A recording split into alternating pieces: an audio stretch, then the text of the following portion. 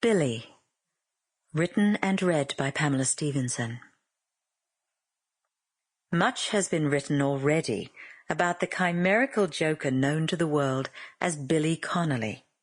That creature, however, is a fictional one, a will-o'-the-wisp that dances from tabloid to tome with relentless inaccuracy.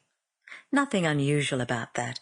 Everyone who comes to public attention is reflected in fragments, half-truths, and downright lies, since every observer projects his own fantasy upon the famous person in an illusory folie à deux.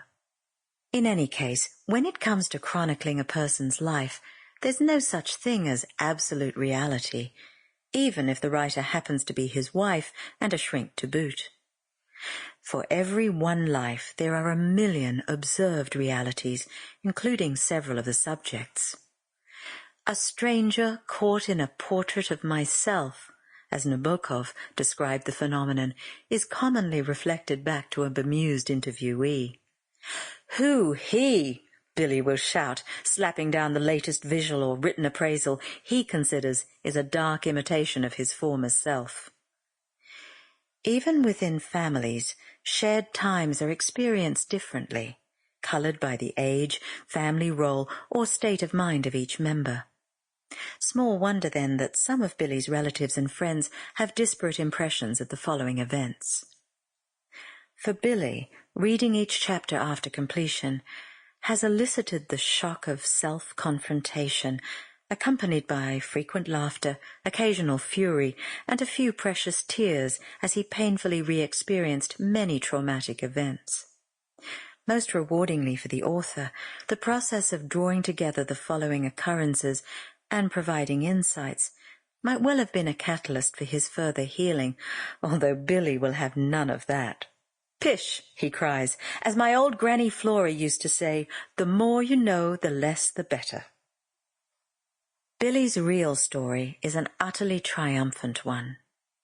Not a day has passed since I met him 20 years ago without my shaking my head and marvelling at his miraculous survival of profound childhood trauma.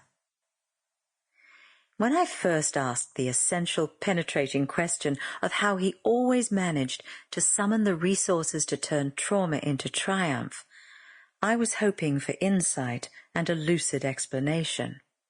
What I got was, "Well, I didn't come down the Clyde on a water biscuit." The following is an attempt at a sensible answer. Billy's very earliest memory is of being terrified by a circle of light. Until he was 3 years old, he and his beloved sister Florence slept in a curtained-off alcove in the kitchen.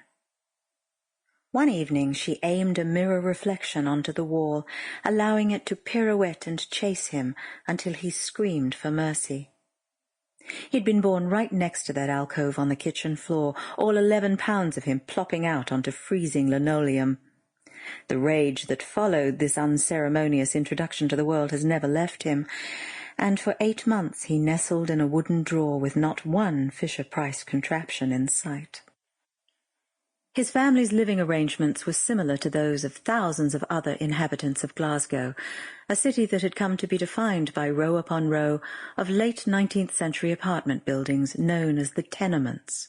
These fine architectural soldiers had originally been created by Glasgow's Improvement Trust as model housing for working-class families.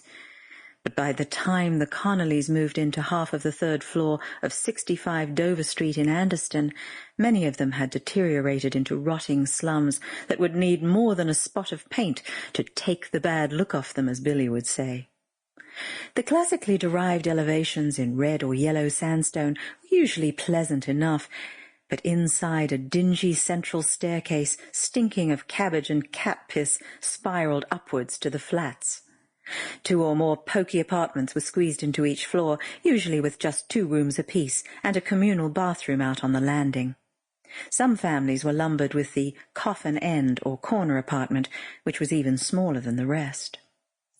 The buildings themselves butted right out onto the street and were usually entered via an interior alleyway known as a close.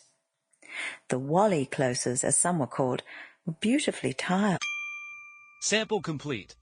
Ready to continue?